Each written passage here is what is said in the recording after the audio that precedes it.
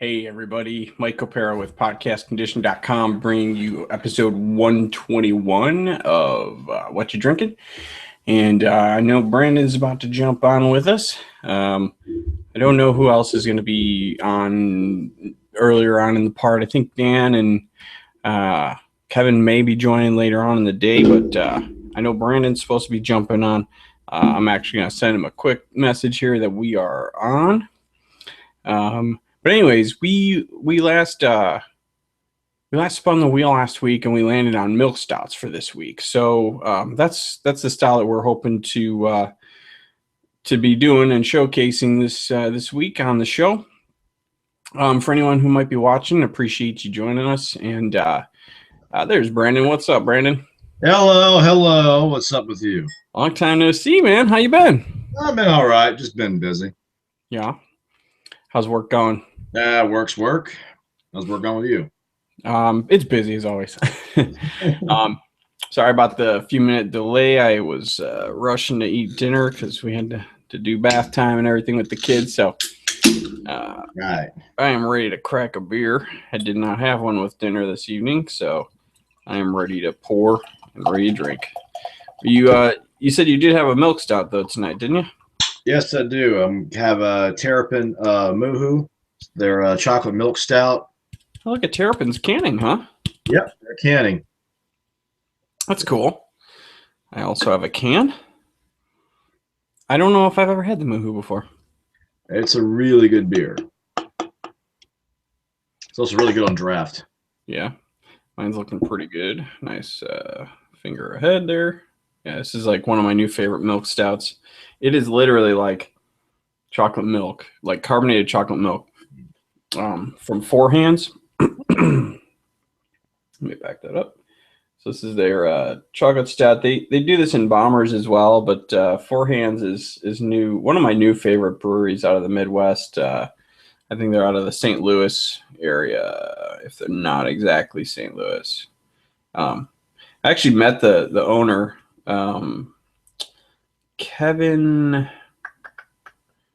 His name's it's escaping me right now, but I met him at a podcast recording for one of the shows I listened to called Good Beer Hunting, and it was a great interview. Yeah, and it's the name is escaping me, and it's going to drive me nuts if I don't find it. But they have some amazing beers. I'm really excited to talk about them at any time because they really do some impressive stuff with their IPAs too. They did a couple sours that I had to taste that I got to taste at that recording. So it's really cool to see them do something different too. But yeah, they've got a few bombers out there, but majority of the time they're doing cans. So what else are you getting from Terrapin out there? I didn't know that you had access to them. Pretty much you've been getting Terrapin for the last couple of years, and you get their mainline ones like Hops Executioner and stuff like that, and get some of their seasonals. I got the what was that one? Tiramisu that it was made for aging, but it drank really amazing fresh, so I just couldn't resist. Yeah. That's awesome. God, this is so smooth. It is literally like chocolate milk. It's so fucking good.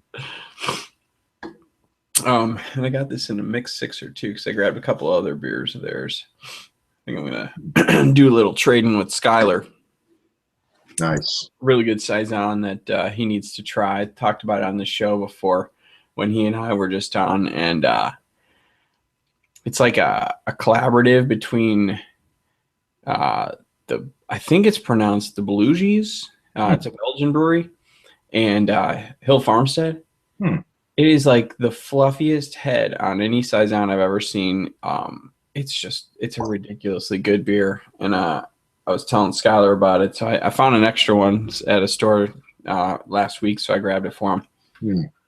Awesome. Haven't done much in the way of any trading pretty much in 2 years. I haven't shipped a beer in probably since the last time you and I shipped beers. Yeah, to be honest. A while back. It was a while back. Yep. Any beer fest or anything like that going on in your area? Well, Zaps is coming up next month. I haven't gotten my ticket yet because I don't know if I'm gonna be able to go this year. What's that one? Zaps, that's the one I go to in Baton Rouge every year. Oh yeah. Not sure we'll be able to make it this year, so I haven't want to pick up my ticket yet. Yeah, I'm on the fence about Dark Lord Day this year. I don't know if you heard anything. There's, uproar across the internet, of course. Mm-hmm. They in the past, they have sold their tickets for I think 20 or $25, which gets you access into the fest. And then they will let you know that day what the allotment of bottles that you're going to get. Mm-hmm. And they're usually about $15 a bottle to bomber.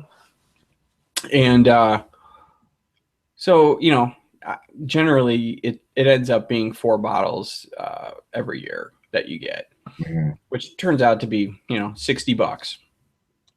So you're in about 80-85 bucks at this point between the ticket and the beers. Mm-hmm. There's food and there's merch there. So I would say on an average year, I usually spend about 150 bucks. Mm-hmm. And then on top of that, they will also give you a ticket on your way in to scratch off, and it lets you know whether you get the opportunity to. You can pass if you like, but you get the opportunity to buy one of the variants that they make of the Dark Lord that year. So whatever, there's usually about 4 or 5 different ones that they do on top of the regular one. Excuse me, and so they completely changed it this year, and they're packaging it all into one $200 ticket. So now it's $200 to get in. It gets you 4 bottles of the regular Dark Lord and a guaranteed bottle of a variant, plus like $40 in merch and food coupons or whatever. So it feels to me like an extra $50 to go.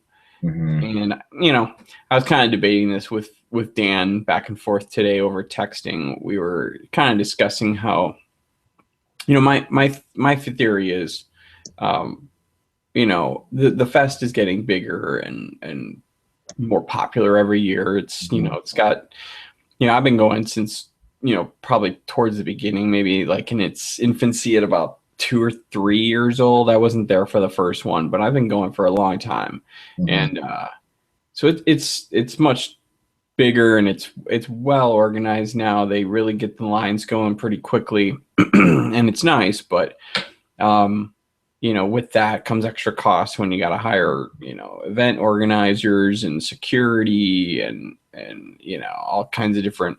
If they're doing variants, it means they've got different casks that they got to put somewhere and keep for a while, and there's all that extra cost. So I get it.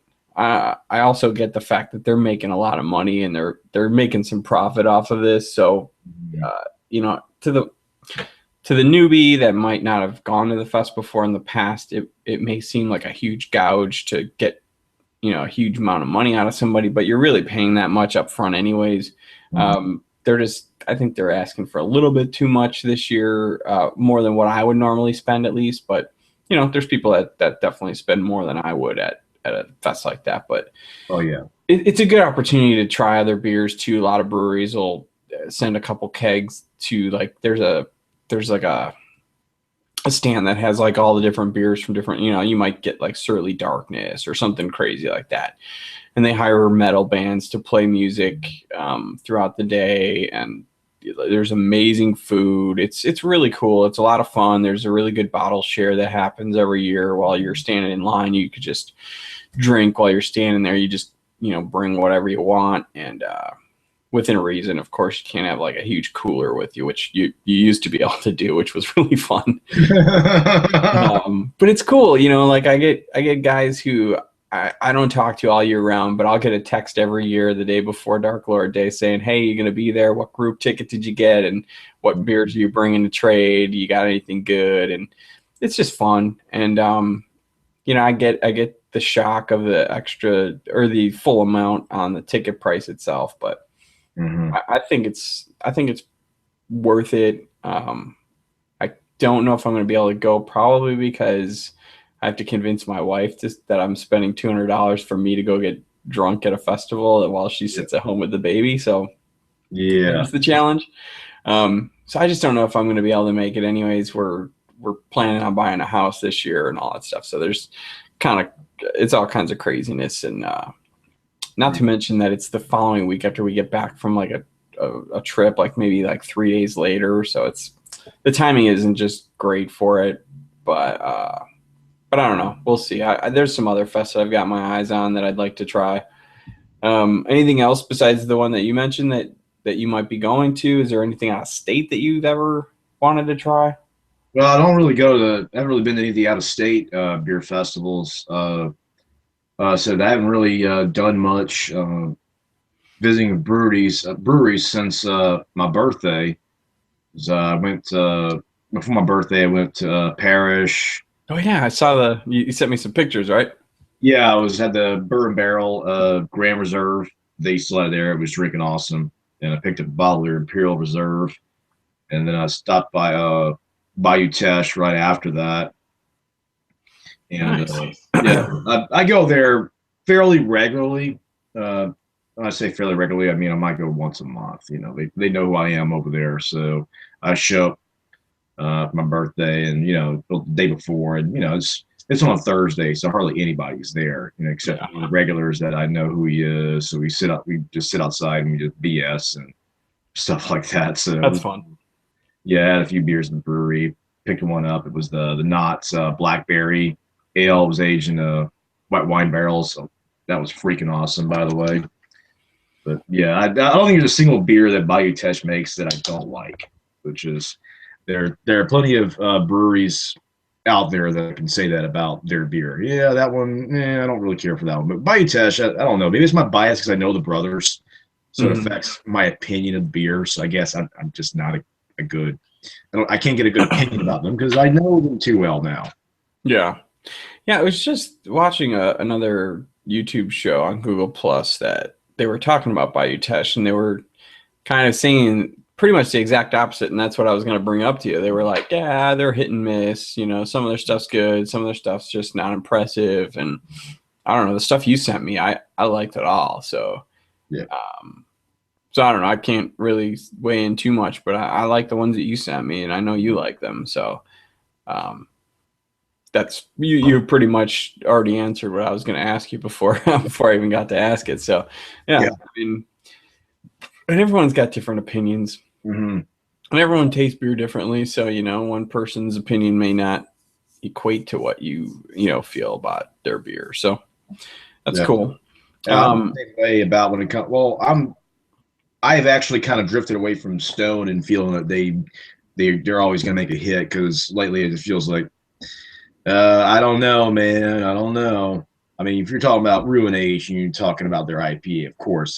The Arrogant Bastard, that series, those are good go-tos. I wouldn't say no to those, but some of the other stuff they do come out with sometimes, it just kind of I don't know. Not feeling. Like what? I haven't had too many that I've ever thought that from Stone. I think I feel the opposite. I feel there's so far they've hit home runs with a lot of their beers and not too many misses with much.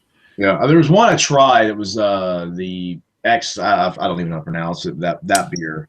Oh, the X and Y or whatever. Yeah, that whatever that name that beer was. I didn't really care for it that much. I like that one actually. I thought it was very very tropical and juicy. I don't know. I like that. There was a collab, wasn't it? Wasn't it? No, thinking about something. It might have been that one or a different one.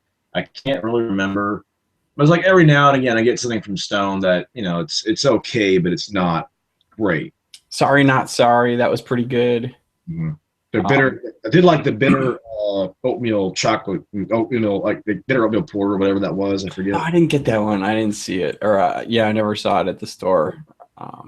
There's still some in Lake Charles. I do see it quite regularly at the bottle shop. Nice. What did I just have? I just picked up an Old Guardian, the new one that they just came out with. So I'll hang on to that for a little bit, maybe. I love me a good barley wine. The Sukaba from Firestone Walker should be hitting the shelves here in Chicago like tomorrow, which I need to get my hands on. I got a 2014, I got a 15, and now I'll have a 16 in the closet. Yeah, Sukaba's really good. Oh God, it's so good. I'm just tearing through the bourbon barrel aged barley wines and stuff. I just had one that kind of freaked me out a little bit though. Like, I don't want to name the brewery because they're pretty popular here in Chicago, and they're kind of smaller, but eh, yeah, I don't want to bust anyone's balls. So, but I will say I had a first glass of the bomber. My wife's not a fan of bourbon barrel aged beers. It's too boozy for her. Not much else that she doesn't like though, but so I poured the second glass out of the bomber, and I was like, "What is this floating in the foam?" Like I was like, "This is weird. Look at the color of the foam from the side." And it was like all kind of creamy white, and then like this one spot was like brown. Hmm. I was like, "What is this?" And I touched it, and it was like a big fucking snot or something in the beer. It was like so gross looking, and I was like, "I'm not drinking this. I'm so grossed out." I dump it into the sink, and on top of what I saw before I poured it out, there was like some like black chunk stuff. Hmm. Like, and I don't know if it's like flakes from the char from the inside of the barrel. Hmm. But but I was like, I'm not drinking this, and I don't think I would ever buy that beer again. And I not kind of question buying any barrel aged beers from that brewery because I mean, it was a collaborative between them and like a local bar here in Chicago. Mm-hmm. But man, I was super turned off by that. I don't blame you there. Hmm? I don't blame you there at all.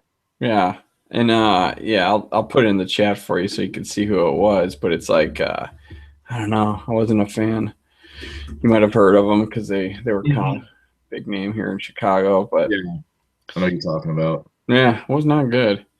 But what else do I have? I was going through the closet. I found a bunch of barley wines, and I have a 2013 Bourbon County barley wine too that I may have to open sometime soon.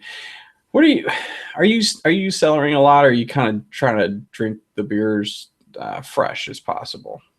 I try to drink the beers as fresh as possible these days, mostly because I've moved around a lot in the last 2 years. So just having any sort of consistent storage, it's almost impossible. So a lot of it's just, well, you know what? Yeah, I mean, Bigfoot is awesome when it's aged after a few years, but you know it's also awesome? Fresh Bigfoot. Yeah, it is. And you know, it's also tastes good in when you're making a chili, fresh Bigfoot. Mm. I've never done that. I know you've told me that you've done that before. Yeah. I should get another 4 pack of the 2016 because or the fifth is it 15 that because when does that come out in December? Oh, the 2016, it's out in a lot of areas now. I haven't seen it on Okay. like Turnbull's, but I'm going to have to try to, well, all these weekends when I'm shopping somewhere else, I'll have to look and see if I can find some of the new Bigfoot. A dude I work with, he went to a store and he found like a case full of 2014 Bigfoots. Hmm. And the guy's like, "Will you sell this?" And he's like, "Yeah." So he bought like a lot of them and sold me a 4 pack. So I drank two and I put two in the fridge or in the closet. And God, it's delicious. 14 is and it's doing well right now. Oh, yeah. Imagine. And I don't know what condition those beers have been sitting in. I don't know how long they've been wherever they were, but they were pretty good.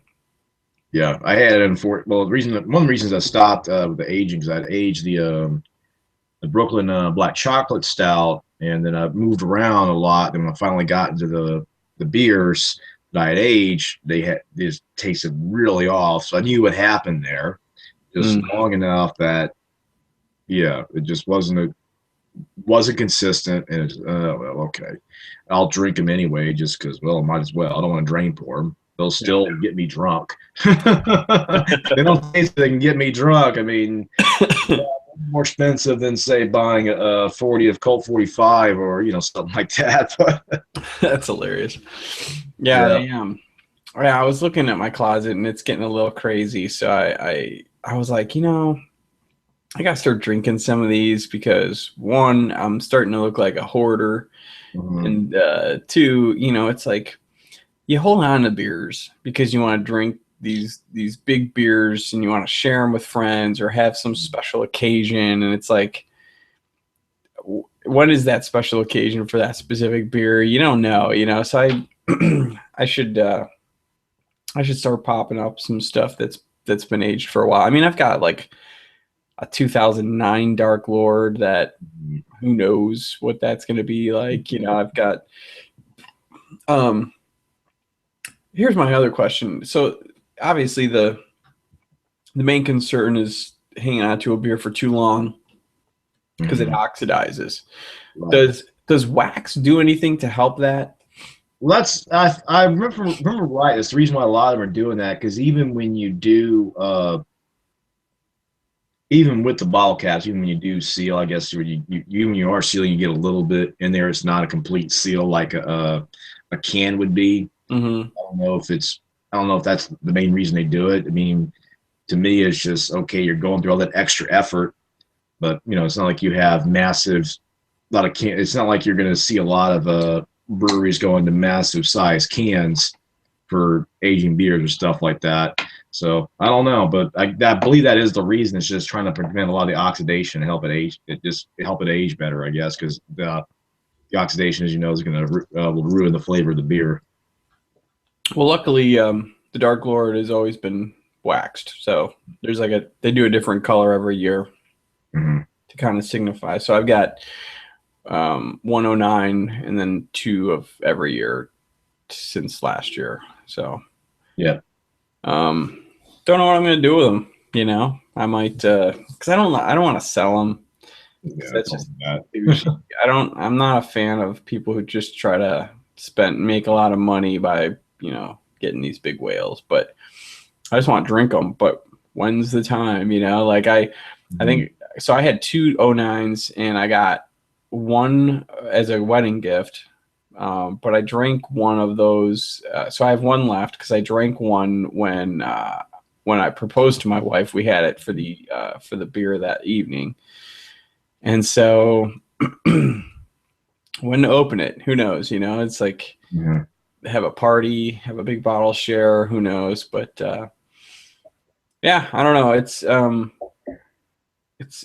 something that I've been kind of tossing around because there are certain styles that you definitely want to age. I've got like a 2013 Bell's Expedition Stout, which it's outstanding right off the bat, and it's supposed to age really well. I've got a couple cans of 250 or 1050 from last year and the year. No, I've got 13 and 14 on that as well. Or no, it's 14, 15 on the 1050. So, I mean, cans is the way to go when it comes to aging beers anyways. But, quads and barley wines and sours are pretty much what I'm going with, I think, at this point. Yeah, I mean, with a lot of those sours, I mean, you can just age them for years and years and years and years and not blink an eyelash. Yeah. That's what they say, at least. They never really make it that long for me. I'm like, beer, drink it. But that's just the way I've gotten to know. For some people, it's just I understand why they want to age because it's fun. Mm-hmm. Just taste it a year or two later with some friends. Oh, this is how it ages. But for me, I don't care for this for doing that as much anymore.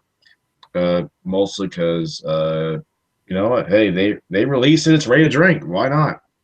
Except for like, there are some breweries like Deschutes. They're putting like enjoy after this date. On like if you get an Abyss or the sour ale, the Dissident or whatever, it's always enjoy by the anytime after this date. I mean, even Stone are putting out like enjoy after. They've got the enjoy buys, but now they're doing enjoy afters. Yeah. So that I understand. That I can see and say, oh, that is made specifically to age, and that's fine. I have no issue with that. Is it okay? Well, yeah, I'll buy this and drink it after this date. Okay, no problem. But like I said, if I see a 4-pack of Bigfoot, it used to be in 6-packs and 4-packs now. I really am dating myself when I say a 6-pack of Bigfoot. But if I see a 4-pack of Bigfoot, I'm gonna want to drink it. That's a beer that's not talked about enough as being as good of a barley wine as that is. That's not something that people just like toss around. They're always like, everybody wants to, I mean, the bourbon barrel aged is just amazing. Don't get me Yeah. wrong. I mean, that's my thing. But I think that beer doesn't get enough talk. Holy shit. So I just saw on a website that so Shorts is a brewery out of Michigan that you've probably heard me talk about before. Mhm. Um, they've always, claimed that they'll never ship outside of the state of Michigan. They are now shipping beer to Pennsylvania, Mhm. and then starting tomorrow, they start shipping beer to Chicago. Hmm. So I'm going to the store buy me some shorts tomorrow, but I'm just looking at a story now. They are now further expanding distribution to now Indiana and Ohio, Hmm. and that just started. And they've actually got a cider company as well. There's like an offshoot called Hmm. Star Cut, and they're sending their stuff to us now too. Nice. So I'm very excited. I'm actually going to Shorts in like 2 weeks. Uh, with my wife and my daughter, we're gonna spend a weekend out there. So I'm excited. It's been over a year since I was last there because we didn't go last year because my wife was pregnant. Can't So have as much fun that way. no, I mean we can enjoy it and it's beautiful out there. That's another reason why we love it so much. It's just so peaceful and relaxing. But the little downtown area, you just walk down across the street over to Shorts and you just sit down at the pub and listen to some great live music and you listen to great live music. The food's great. The beers are amazing. They always got a ton on tap. So excited to go in a couple of weeks, but it's really exciting that we can get their beers at any time because my wife and I will go maybe once every few months to just cross over the border into Michigan, have lunch, and stock up on a bunch of Shorts beers, and then bring them home. So it's kind of nice. We won't have to make that trip if we don't need to, even though it is kind of a nice little getaway every once in a while. But to have a Hoomaloopalicious at our fingertips at any time, I have a feeling that's going to be in our fridge quite often now. So excited about it. Yeah, I've been actually kind of tempted for a while now just to say F it one day and just head on down to New Orleans. I don't live near New Orleans anymore like I used to. I used to live about just a 70-mile drive from New Orleans. Now it's a Mm-hmm. longer drive. That's not too bad though. No, it's not too bad. I used to live 70 miles from New Orleans. Now I live closer to 200 miles from New Orleans. Ah, So it's like I've been kind of tempted for a while just to say the hell to go down there one Friday because I've been out there in a while. They do have some beer stuff out there, so it's all good. yeah. What's their thing? They've got NOLA, right? Yeah, they've got NOLA. That's the big one out there. They got a lot of stuff opening up that's open up around New Orleans. They got I forget all the names of the breweries though. They know they got Old Rail on the North Shore in Mandeville, but there's a few different ones out there now. It's really grown in Louisiana. I mean, I haven't kept track of it very much. I don't know. I haven't really kept track of it very much, but it's been growing, and they're also reopening Rick and Jack's in Lake Charles that had shut down about 10 years ago or so. mhm. And they're actually reopening it closer to the university. Uh, so instead of being a bit of a drive from the university, it's closer to the university. So that'll be a different vibe for it. I mean, the vibe that the old Rick and Jack's had, it was a little further away from the university, but I mean, it was, it's on Broad Street. So Broad Street, I mean, you go to a place on Broad Street or at least that area downtown, it was always hard to find a place to park. So like, man, Mhm. you know, but now it's actually close to the university. So, I mean, I guess if you really feel so inclined, you just park at the, I don't know, like the, what's it, sort of the Kroger or something like that. I forget the name of the store is right there. So I was like, Yeah. whatever. I guess we really feel like walking. Nice. Yeah, I haven't been to New Orleans. It's got to be about 15 years, maybe a little less than that, but Yeah. it's been forever. Rick and Jack's is in like Charles. I away from New Orleans talking about like Charles. Yeah, I go all over the place. Yeah, that's cool. Yeah. I wish just the timing isn't gonna work out for this year. Well, I don't know, because like I heard GABF this year is gonna be like the first week of October. Yeah. Um, So that would be kind of nice if I could go to that. I would love to go to Chain Reaction and meet Zach and check out their brewery and stuff.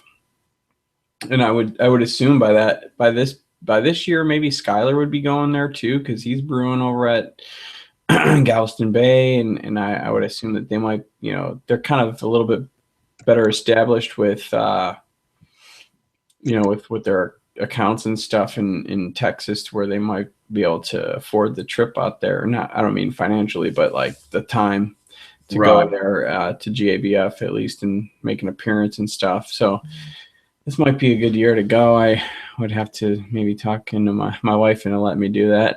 Yeah. I have no plans. We'll do a lot of stuff like that this year.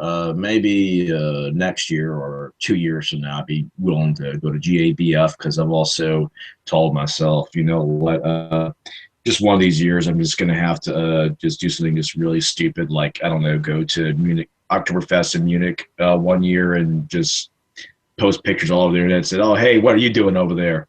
But that's the sort of person I am, so I would totally do that. Just it's all about the time and the money and having it all lined up just right. Yeah, my wife and I, we definitely want to go to Oktoberfest one of these days. Yeah. We talk about it because I think a group of our friends that she went to college with, they've got kids, but we would all just totally love to make a trip out of that. Yeah, well, I said let me know, but actually traveling in a group would make things easier for expenses, so that's something just to talk about in the future. But That is true. That is true. But you've never been to GABF? I have not. Oh, dude, you would love it. It's amazing. It's quite an event. It's bigger than it was when I was there. It's that's going on like 6 or 7 years now. That or no, maybe like 5 or 6. I think I went in 2010 if I remember right. It is a lot of fun. Nice.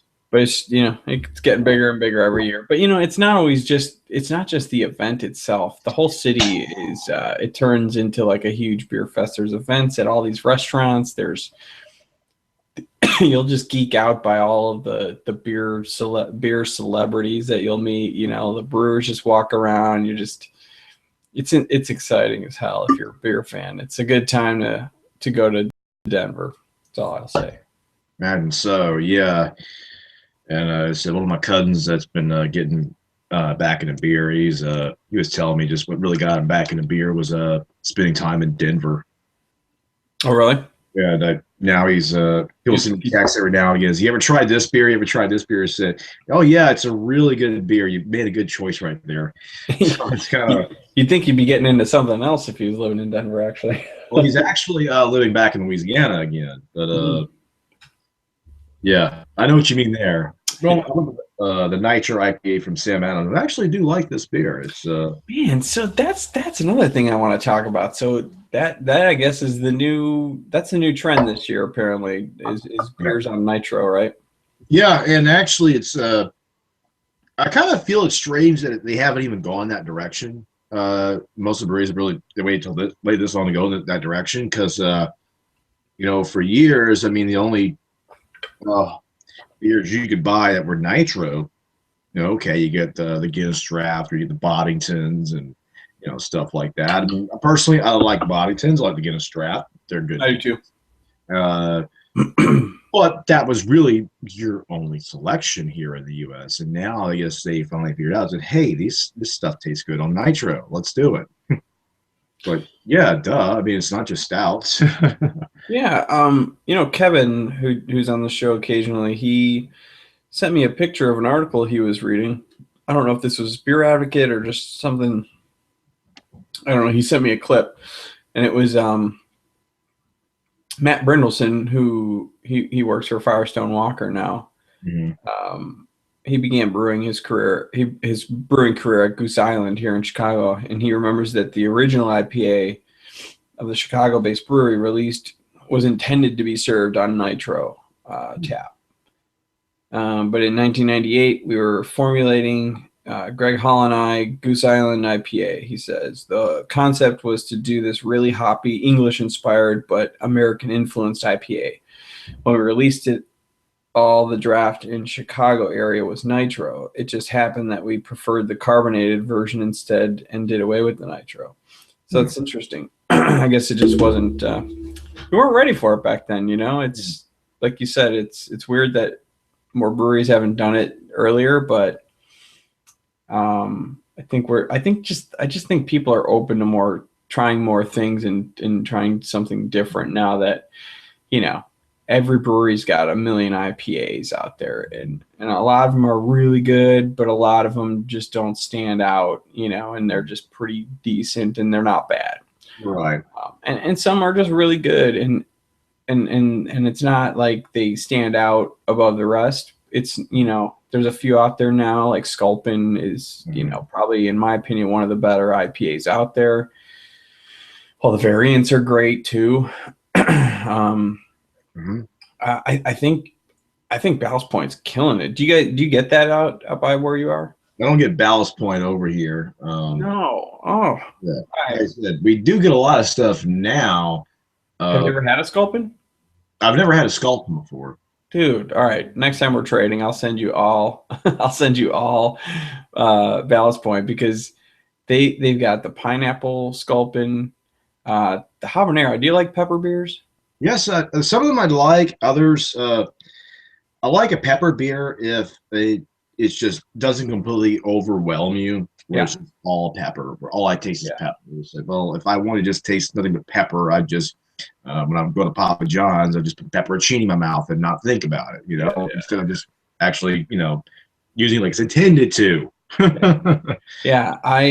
So we spun the wheel a couple weeks ago and did beers you hate. Mm-hmm. I don't really like pepper beers. I think everyone kind of overdoes it, like you were just saying. There's a lot of them out there. I've found a very small few that I care for. So I bought a can of the habanero Sculpin, and I mean it's hot. It had some heat to it, but towards the end I was like, I could drink another one of these. It's really good.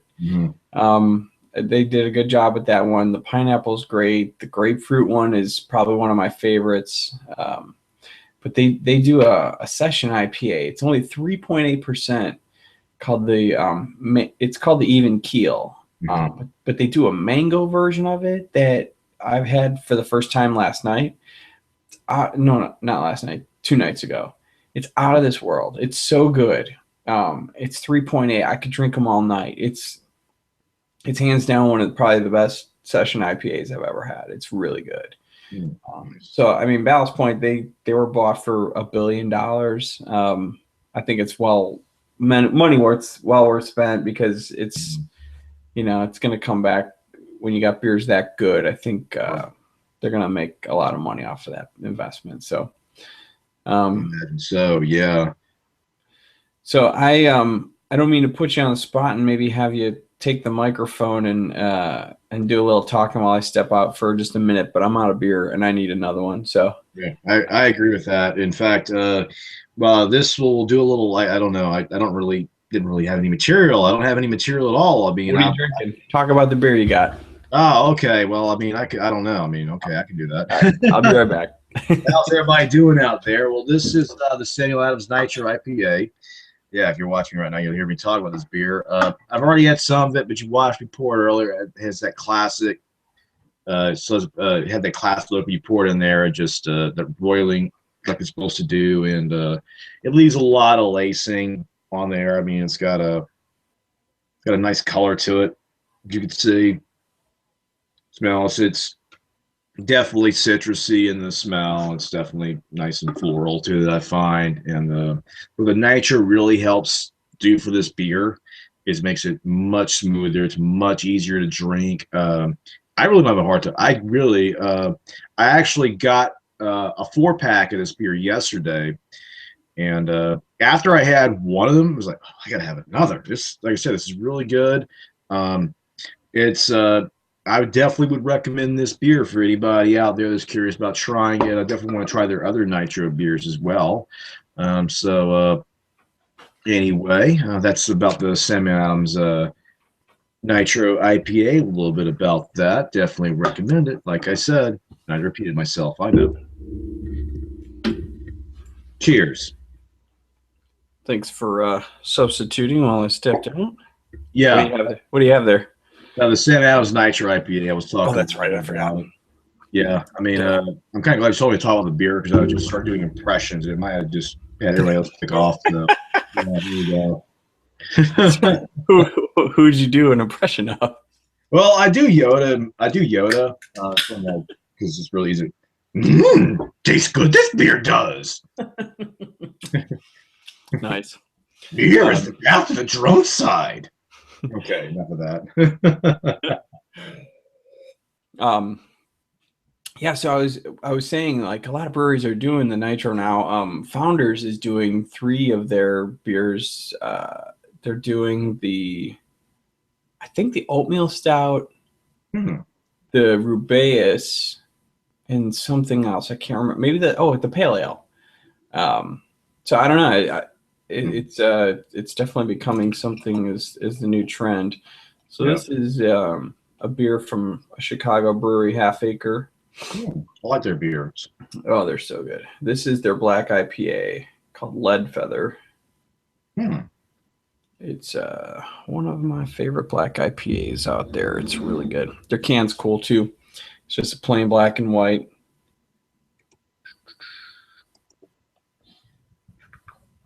Nice. What have you had from them? Is this from what I sent you or? Yeah, I had the Daisy Cutter, which I really enjoyed. Definitely a solid beer. That might be one of my favorite beers of all time, to be honest. It's a great pale ale. Yeah. It's so hoppy, but it's only a pale ale. It's so crazy how good that is. Yeah, and when you mentioned Rubaeus on Nitro, that just almost sounds so brilliant. It's why didn't I think about that? Because that beer is just it. It really means about most times you talk about fruit beers that they're okay, but Rubaeus is an awesome fruit beer. Mm-hmm. Then you make it so easy to slam with Nitro. It's almost that's where you really start talking panty dropper. But yeah, okay. Anyway, but also the Chimes in Baton Rouge, they do have a Nitro tap for Old Rasputin. Oh, really?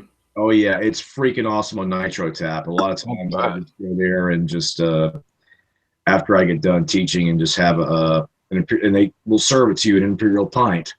I have an imperial pint of Old Rasputin, and so okay, we're done for the day now. I haven't had Old Rasputin in forever. What was I gonna say though?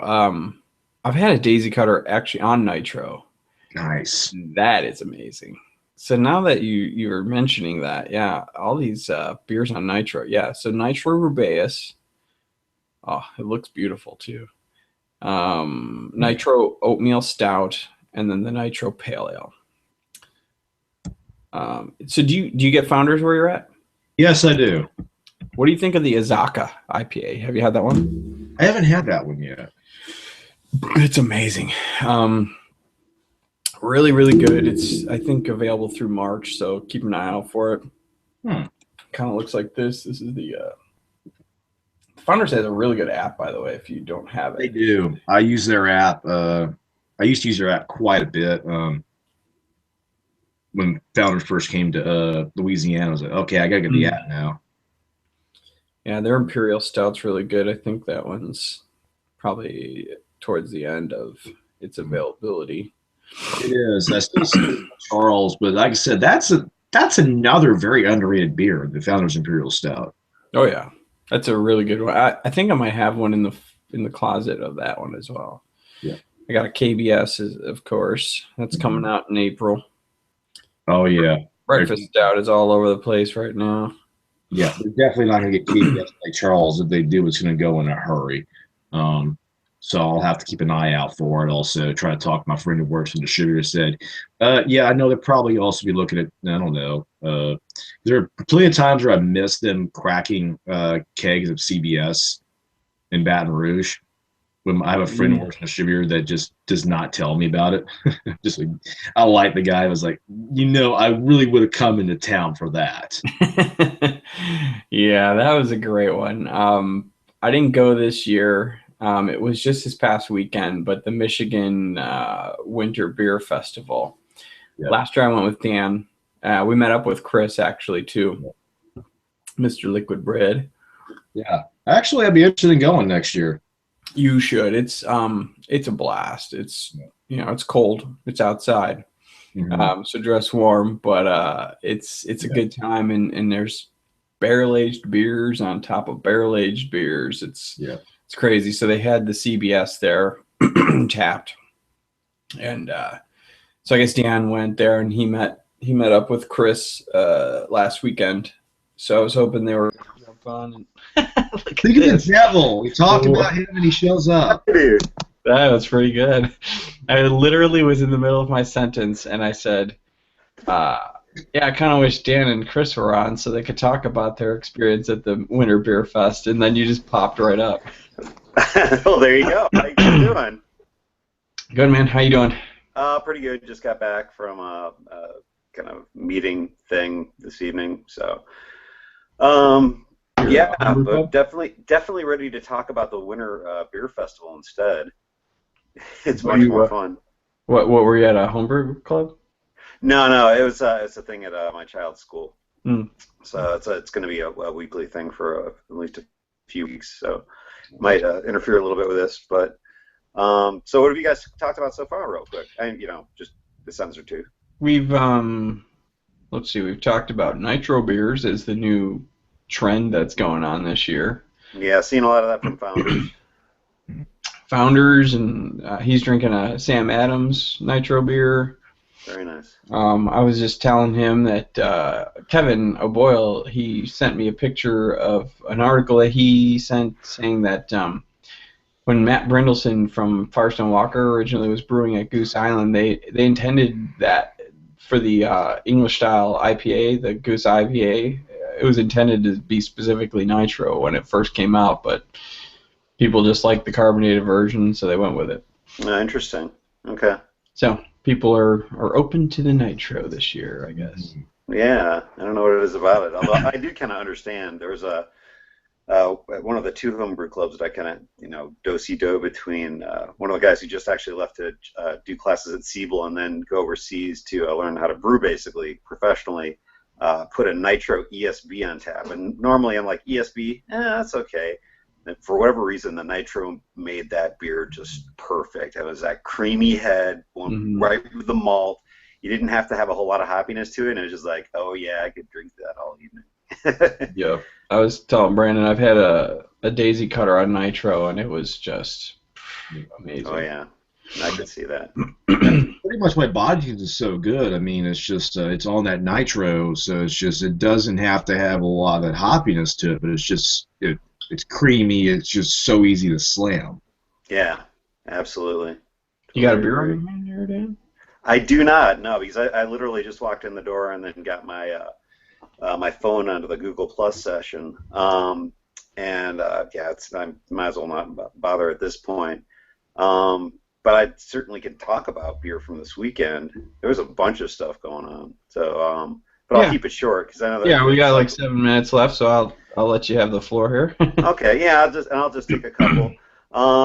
So Saturday was the trip to Grand Rapids for the Michigan Brewers Guild Winter Festival. We missed you, Mike. It would have been nice to have you too there, Brandon. It was nice. I mean, the weather was perfect, even more so than last year. Last year was an unusually good year as far as temps went, and this was even more so. It was in the 40s. Just as crazy as last year, though. Chris was feeling a little under the weather when I got there in the morning. So he hit it hard Friday night. Oh, yeah, he did. I could see by his posts on Google Plus. Yeah, and he was saying that, he woke up and he was like, I'm not sure if I got a bug or if I just got beer flu.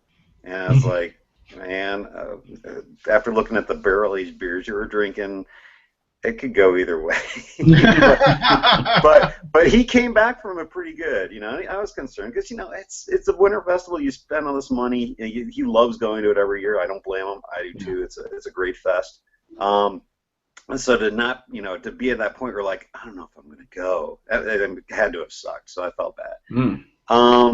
But we got him some food into him. We got a yogurt parfait into him, and then he got on the bus and he went, and he was feeling better and better as he got in line. And then we got in there. Well, he got in early again because he's one of the guild members, so they get an early entry as part of that deal. And then we finally all caught up, and it was a matter of, we were kind of like herding cats. Like I'd go off and explore a beer, everybody else would go off in another direction. A couple of us would go off and explore a beer. We'd lose another guy. So it was a lot of kind of bumping into people, finding them again. But some great beers. I think the big winner this year was Dragon Tracks, which is a barrel-aged coffee or vanilla peanut butter barrel-aged imperial stout by Witch's Hat in Michigan. I've never heard of Witch's Hat. Witch's Hat. Oh, you gotta try their beer. This was probably my favorite beer of the festival. It was just creamy and delicious. The peanut butter was just right. You could notice it. It was warm enough so that it actually warmed up to the point where everything began to pop. And once that happened, it was like, okay, yeah, I'm glad that Chris said you got to get in line for this one. Where in Michigan are they out of? They are in South Lyons, I think it's called. It's basically north. If you were to make a triangle, like here's Detroit to the east and Ann Arbor to the west. If you were to make an equilateral triangle, just above them to the north would be North Lyons, kind of in the middle of the interstate. So it's it's not off an interstate easily gotten to. It's kind of in the middle of nowhere-ish. Probably mostly on the way from Detroit to Lansing, I would say, but much closer to the Detroit end of that trip. But it's a great little place, and it's something, either you're going to get it at the festival or you're going to get it at the brewery. I don't think that they really distribute, or if they do, it's very limited, even in Michigan. So they were a great one. What were a couple of the others? There was one brewery, I forget what it was but Chris knew the people, or the guy who was brewing there. It was a husband and wife team. They had some really good beers on. I had their black IPA. That was really good. I'm sorry I forgot names. Actually, here we go. I could dig through this. This is the program booklet. Oh, nice. So it's got like, the little map of everything, which is probably overexposed. Oh, no, you can probably see it there and all that. So I did some Shorts beer, I remember. I want to say it was one with lime in it. That was pretty good. Key lime pie. I had the, I want to say, I had the barrel-aged Massacre from Wolverine State. And Chris nails it, man. I mean, you taste that and you're like, well, this is a pretty good beer. And then you find out that it's a lager, and it's like, how are they getting all this flavor and character out of a lager? This is amazing. And with the barrel aged, it was just that beer popped really well too. And then was it Tibbs that we went to? No, I think Tibbs was. Yeah, I mean, unfortunately, then I'd have to kind of go through all this. Oh, I remember one that was a little disappointing. It was actually the barrel-aged Trey Blueberry Stout from Dark Horse. And it wasn't because it was a bad beer, but it was because there just wasn't a whole lot of oomph you were getting from the barrel on that one. And I don't know if that was because the blueberries were blowing it away or not. But, needless to say, just like last year, tons of fantastic beers. Lots of people in costume. You probably saw the video, but Chris managed to find a Bell sticker that someone had dumped on the ground, so he had to do a video right there where people were, spitting and pouring beer on the Bell sticker, and somebody was dancing a jig around it to celebrate the horrible defiling of the Bell sticker. I thought that was just a picture. I didn't know that was a video, so I'll have to go back and watch that. Yeah, actually, and there was another funny one that he got. In the hotel room, guess that he was channel surfing. The Satan video. Yeah, I love that. All the beautiful things and a double cheeseburger. Just like, How it's is the packed hotel room situation? How did that work out? that didn't work out too badly. That only turned out to be 4 people. It was not 6 people. Oh, nice. So, I mean, I was still on a sleeping bag on the floor, but I should say that at the end of the night we had a barrel-aged beer share, basically. So nobody was waking up until morning after that point anyway. So it was a very comfy floor. I'll just put it that way. And in a good way. It wasn't, nothing bad really happened. Did you guys go anywhere after the fest that was worth noting?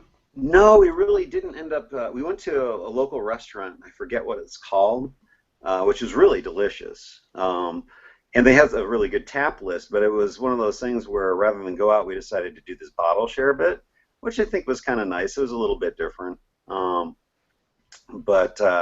Yeah, the next day I kind of came back here and then went directly to Tighthead Brewing, basically. I had like an hour or two to kind of change over.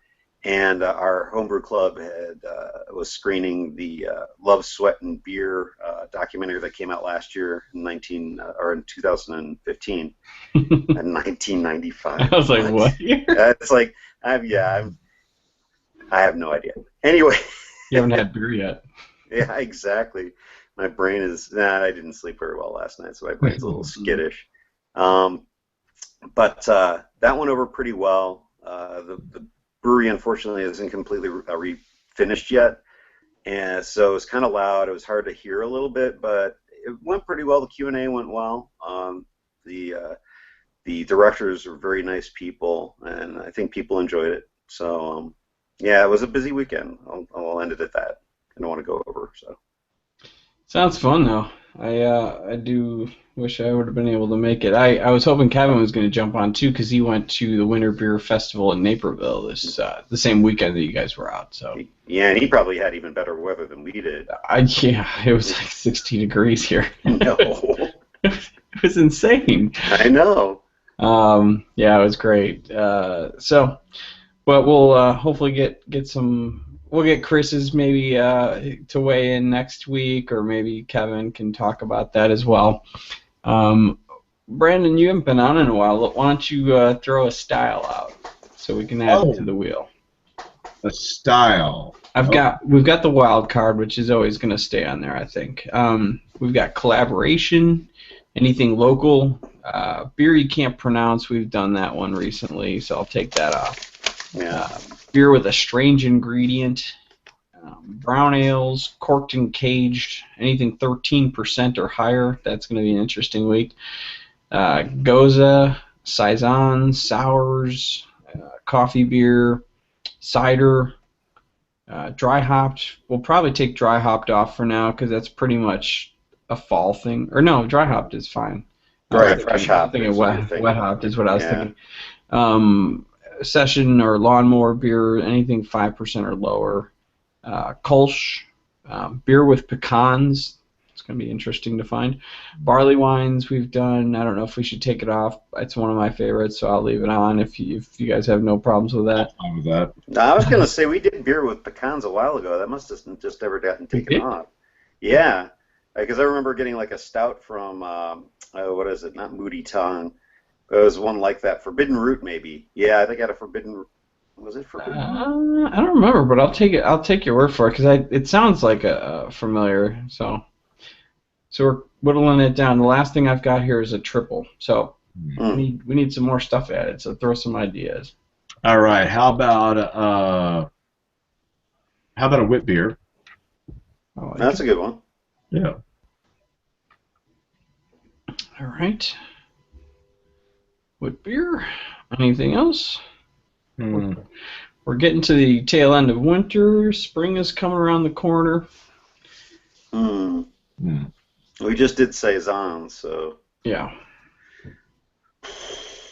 Have we had a pale ale on in a long time or not? I don't know if we've ever done a pale ale. We've done IPAs. I don't know if we've ever. I know it seems like, and I'm especially getting into them now because I like the whole session IPA thing kind of has me thinking, isn't that just a really hoppy pale?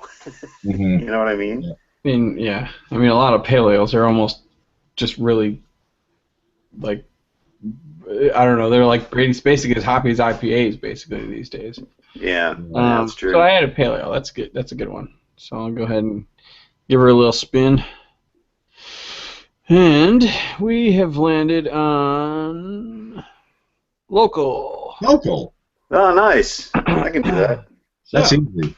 yeah, that's really neat because we got plenty to choose from then. All right, sweet. Drinking local next week, guys. All right. Fantastic. We'll wrap this up then, and we'll see you guys next week. Thank you, guys. We've got one guy viewing us, so I appreciate you, whoever you are. Yeah, look at that. We got a viewer at the tail end. I don't know how long he's been watching, but thank you for watching. And for any of our subscribers that watch later on after this has been uploaded to YouTube, thank you for watching. Please spread the word. Tell your friends about our show that we do every week. Wednesday nights at 8 p.m. Central Standard Time here on Google Plus and on YouTube. You could always watch live. You can join us if you want. You could join our circle here, and I'll just add you to the list every time we send out an invite list. So if you ever want to start joining our team of contestants of our group, whatever you want to call us, I don't know, our little drinking club. But we're excited to have you guys. So follow us on Twitter, Facebook. We're at Podcast Co. is where I'll post anything about the show or anything that I'm drinking throughout the week.